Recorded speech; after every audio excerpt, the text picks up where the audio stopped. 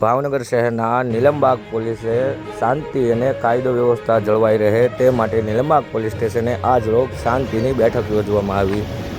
વિગતે વાત કરીએ તો ભાવનગર શહેરમાં નીલમબાગ પોલીસ સ્ટેશનમાં શાંતિ બેઠક યોજવામાં આવી હતી, જેમાં city DYSP R Singhal, Nilambag police station PI Bhagyashreeba Jhala અને લઘુમતી સમાજના આગેવાનો અને ભાઈઓ મીટિંગ કરી અને આવનારા સમયમાં જે તહેવારો છે તે શાંતિ અને વ્યવસ્થાપૂર્વક જળવાઈ રહે તે માટેની એક શાંતિપૂર્ણ મીટિંગ યોજવામાં આવી હતી.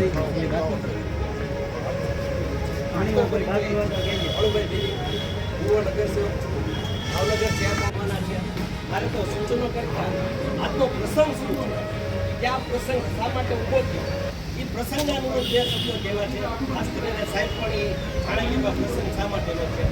આપણા ઇસ્લામના મહાન ખલીફા બોલો બોલો આગેવાનોને આજ સાંભળવાનું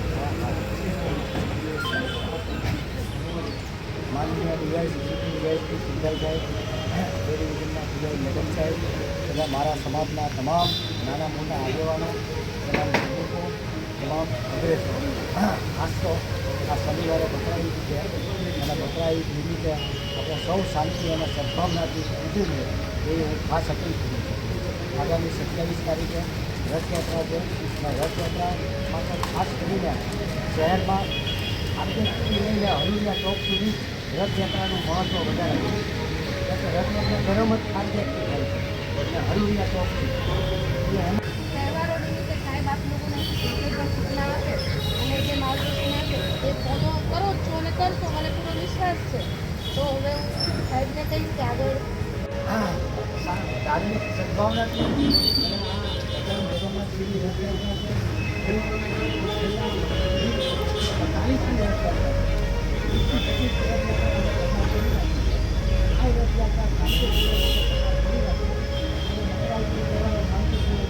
આ પાયાને મેળવવા માટે આપણે હર હંમેશ પ્રયત્ન કરવો જોઈએ અને હર હંમેશ આપણે છે કે જે આખું ઘર-બાર સળગાવી શકીએ એવી શક્તિવાળું છે. આપણા તહેવારો ધાર્મિક એની લાગણી ન દુભાય એ રીતે શાંતિપૂર્ણ રીતે નિભાવીએ, ઉજવીએ અને આપણે પરિવાર બધા ખુશ રહીએ.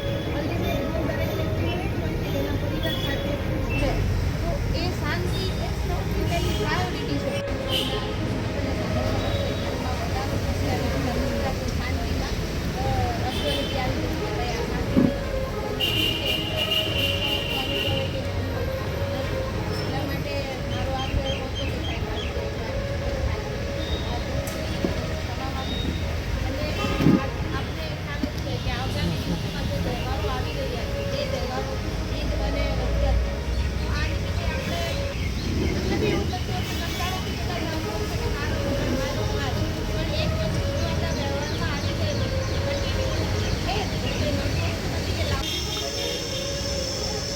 આપેલા આપણા પીઆઈ સાહેબ એમાં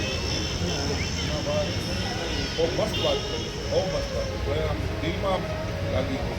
એવા આપણા વડીલ રજાકભાઈ, પત્રકાર મિત્રો, ઇકબાલભાઈ, બાપુ અને આગેવાનો તમામનું ઉષ્માભેર સ્વાગત કરું છું. અને જે ગઈકાલે મિટિંગ થઈ અને જે સાહેબે એમ વાત કરી કે આપણે અવારનવાર મિટિંગ કરીએ છીએ, પણ આજની નીલમબાગની કોણ ઇકબાલભાઈ કહેતા, રજાકભાઈ કહેતા આપણે નીલમબાગ એરિયામાં આવું થવા નથી દેતા, પણ નીલમબાગની એક તાસીર છે.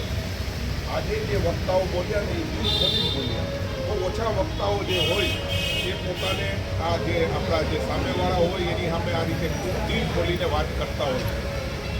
એટલે આજે બહુ અમને ખૂબ પ્રશંસા થઈ અને મારે એમ કહેતા વાર નહીં લાગે કે તમે અમારું કામ કરો છો, તમે અમારી જે દિલની વાત લઈ લીધી.